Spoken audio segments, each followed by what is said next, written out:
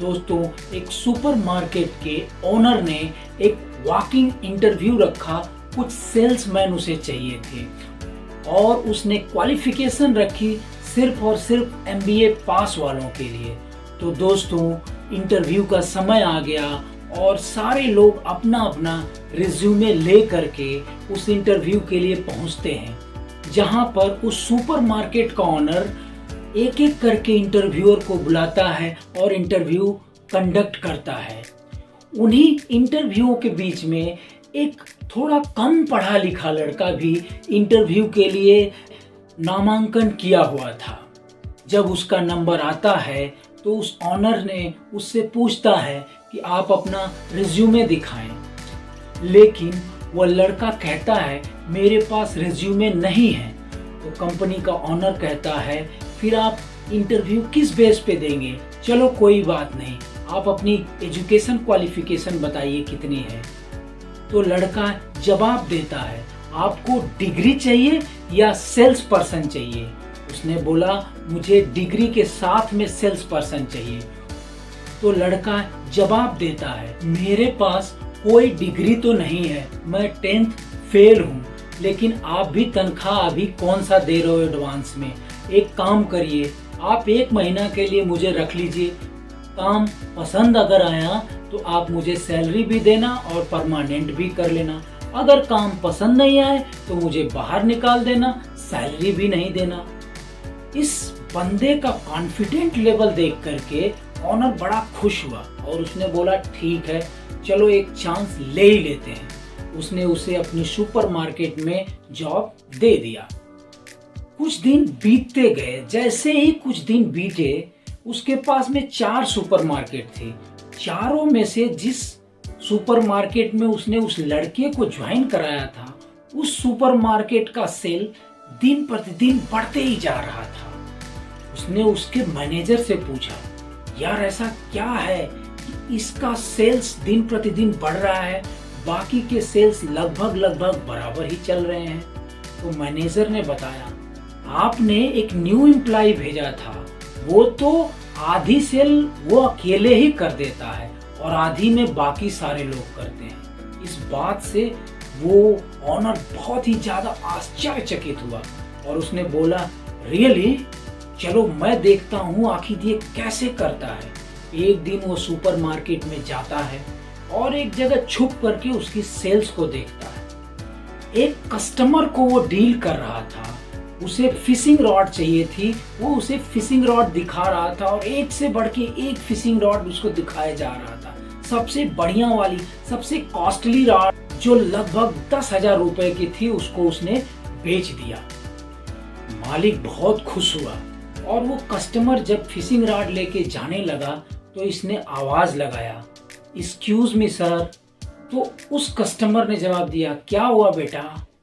तो बोला आप सर कुछ भूल रहे हैं, फिशिंग रॉड तो ले लिए लेकिन फिश के लिए चारा आप भूल गए हैं। अभी हमारे पास एक नया चारा आया है जिसको आप लगाएंगे तो मछलियां खाने के लिए भागे भागे आएंगी और ये बहुत बढ़िया चारा है, इसलिए उसने उसको वो चारा भी बेच दिया।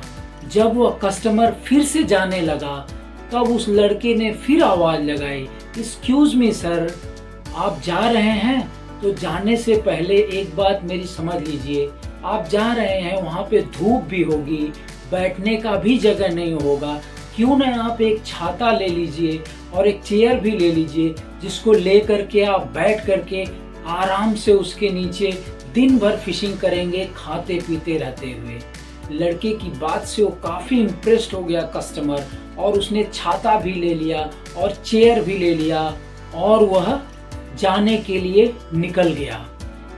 जब कस्टमर चला गया तो सुपरमार्केट का ओनर जो छुपा बैठा था वो बाहर निकल के आया और उसने उस लड़के को गले से लगा लिया।